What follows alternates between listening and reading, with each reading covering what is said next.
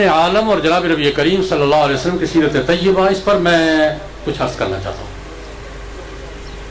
آج کل ہماری دنیا کا ایک بڑا موضوع ہے امن ضروری ہے۔ پاکستان میں بھی یہ بڑا موضوع ہے، امن ضروری ہے، ترقی کے لیے ضروری ہے، خوشحالی کے لیے ضروری ہے، استحکام کے لیے ضروری ہے۔ ہمارا سب کا نعرہ یہی ہے، امن کے بغیر ترقی نہیں ہو سکتی، امن کے بغیر خوشحالی نہیں آ سکتی، امن کے بغیر استحکام نہیں ہو سکتا۔ یہ بات درست ہے۔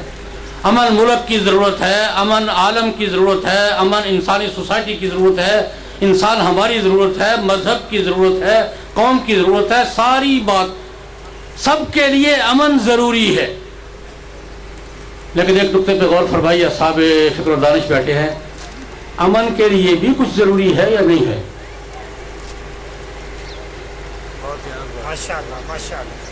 خود امن کے لیے بھی کچھ ضروری ہے یا نہیں ہے؟ امن کے لیے انصاف ضروری ہے، انصاف ہوگا تو امن ہوگا، انصاف نہیں ہوگا تو امن نہیں ہوگا۔ ملکی لیول کی بات ہو، عالمی لیول کی بات ہو، بین الاقوامی سطح کی بات ہو، سوسائٹی کی بات ہو، انصاف اور امن لازم و ملزوم ہے۔ انصاف ہوگا تو امن ہوگا، انصاف نہیں ہوگا امن نہیں ہوگا۔ دنیا الٹی لٹک جائے، انصاف کے بغیر دنیا کے کسی کونے میں امن قائم نہیں ہوگا۔ انصاف کیسے قائم ہوتا ہے میں تفصیلات میں نہیں جاؤں گا، جناب نبی کریم صلی اللہ علیہ وسلم کے ایک ارشاد گرامی نقل کروں گا۔ معروف واقعہ، ہم پڑھتے رہتے ہیں، سنتے رہتے ہیں، بیان کرتے رہتے ہیں، مشہور و معروف واقعہ ہے کہ جب بنو مخزوم کی فاطمہ نے چوری کی تھی، چوری پکڑی گئی تھی، جرم ثابت ہو گیا تھا، جناب نبی کریم صلی اللہ علیہ وسلم نے ہاتھ کاٹنے کی سزا سنا دی تھی۔ سفارشی لوگوں نے سفارشی تلاش کی، خاندان والوں کی ناک کٹ رہی تھی، انہوں نے کہا کہ یہ فاطمہ کا ہاتھ نہیں کٹے گا، خاندان کی ناک کٹ جائے گی۔ خاندان والے سفارشیں تلاش کر رہے تھے۔ سفارشی تلاش ہوئے کون؟ جناب نبی کریم صلی اللہ علیہ وسلم کے منہ بولے پوتے، منہ بولے بیٹے کے بیٹے اسامہ ابن زید رضی اللہ تعالیٰ عنہ۔ کان حب رسول اللہ صلی اللہ علیہ وسلم، حضور کے محبوب نوجوان تھے، ہاتھوں میں پلے تھے، گود میں پلے تھے۔ لوگوں نے کہا اسامہ بات کرے گا تو حضور ٹال نہیں سکیں گے، اسامہ کو سفارشی بنانا چاہیے۔ اسامہ نے سفارش کر بھی دی، جناب نبی کریم صلی اللہ علیہ وسلم سے اسامہ نے سفارش کر بھی دی، یا رسول اللہ یہ ہوگا۔ حضور نے ایک رد عمل کا اظہار تو فرمایا اسامہ کے سامنے، اس مجلس میں ایک رد عمل کا اظہار فرمایا مسجد میں جا کر کھلے بندوں خطبے میں۔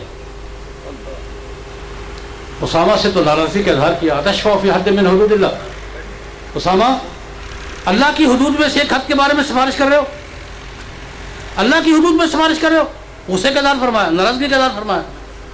فرمایا تم فاطمہ مخزومیہ کی بات کرتے ہو، یہ تاریخی جملہ ارشاد فرمایا، تم بنو مخزوم کی فاطمہ کی بات کر رہے ہو، والذی نفسی بیدہ، اس پروردگار کی قسم جس کے قبضے میں میری جان ہے۔ ہم تو ترجمہ کرتے ہوئے ڈرتے ہیں، اگر میری بیٹی فاطمہ بھی چوری کرے تو اس کا ہاتھ بھی کٹے گا۔ یہ تو کہا اسامہ کو، لیکن میں اس سے آگے جانا چاہتا ہوں۔ اسی موقع پر جناب نبی کریم صلی اللہ علیہ وسلم مسجد میں تشریف لے گئے، لوگوں کو اکٹھا کیا، خطبہ ارشاد فرمایا اور ایک تاریخی اصول کا اعلان کیا۔ فرمایا یاد رکھو انما ہلک من کان قبلکم، فرمایا لوگوں تم سے پہلی امتیں کیوں برباد ہوئی ہیں، تم سے پہلی قومیں کیوں تباہ ہوئی ہیں، ان کی معاشرت کا بیڑا کیوں غرق ہوا ہے۔ فرمایا تم سے پہلے امتوں کی بربادی میں اس کے اسباب میں ایک بڑا سبب یہ تھا کہ کوئی وی آئی پی جرم کرتا تھا تو اس کو سزا نہیں ملتی تھی، اور غریب آدمی جرم کرتا تھا تو سزا پاتا تھا۔ یہ قانون کے نفاذ میں تفاوت، کوئی وی آئی پی سپیریئر کلاس کا آدمی، کوئی بڑا آدمی جرم کرتا تھا اس کو سزا نہیں ملتی تھی، اور عام آدمی جرم کرتا تھا سزا ملتی تھی۔ یہ قانون کا یکساں نفاذ نہ ہونا یہ بربادی کے اسباب میں سے تھے، یہ بربادی کا سب سے بڑا سبب تھا۔ ہمیں یاد رکھو جب بھی کسی قوم میں یہ ماحول پیدا ہوگا کہ جس کی پہنچ ہے وہ سزا سے بچ جائے اور جس کی پہنچ نہیں اس کی گردن میں سزا کا پھندا ڈال دیا جائے، فرمایا امتیں برباد ہو جائیں گی، امتیں تباہ ہو جائیں گی۔ آج جناب نبی کریم صلی اللہ علیہ وسلم کے اس ارشاد گرامی کے حوالے سے میں آج کی دنیا پہ چاہوں گا، امن عالم کی بات ہے نا ہماری، آج امن عالم کا بین الاقوامی تناظر میں کیا صورتحال ہے؟ انصاف کہاں ہے؟ انصاف کے لیے بنے ہوئے ادارے ظلم کے نمائندہ ہیں۔ آج یو این او میں انصاف ہے؟ آج عالمی عدالت انصاف میں انصاف ہے؟ آج بڑی طاقتوں میں یورپی یونین میں انصاف ہے؟ آج اقوام کے ماحول میں انصاف کہیں نظر آتا ہے؟ ایک نتیجے کی بات عرض کروں، 2 سال پہلے کی بات ہے، امریکہ میں ایک جگہ ایک گفتگو ہو رہی تھی، میں بھی شریک تھا۔ ایک صاحب نے پوچھا مجھ سے، مولانا آپ نے یہاں دیکھا ہے انسانی حقوق کی کیا صورتحال ہے اور کیسے یہ عدالتیں اور سسٹم حقوق کی یہ پاسداری کرتے ہیں اور کیا؟ میں نے کہا بالکل میں دیکھتا ہوں۔ انہوں نے کہا جی یہ آپ اس سے میں نے کہا میں دیکھ رہا ہوں، بالکل یہاں انسانی حقوق کی پاسداری ہوتی ہے، اس کا پیچھا کیا جاتا ہے، اس کا تحفظ ہوتا ہے۔ لیکن میرا سوال یہ ہے امریکہ سے بھی اور پورے مغرب سے اور اقوام متحدہ سے، میں نے کہا میرا سوال یہ ہے کہ حقوق صرف افراد کے ہوتے ہیں، اقوام کے بھی حقوق ہوتے ہیں یا نہیں ہوتے؟ تو کیا خیال ہے؟ اقوام کے حقوق بھی ہوتے ہیں یا نہیں ہوتے؟ ملکوں میں کوئی حقوق ہوتے ہیں یا نہیں ہوتے؟ فرد کی آزادی تو ہے، قوموں کی خود مختاری کدھر ہے؟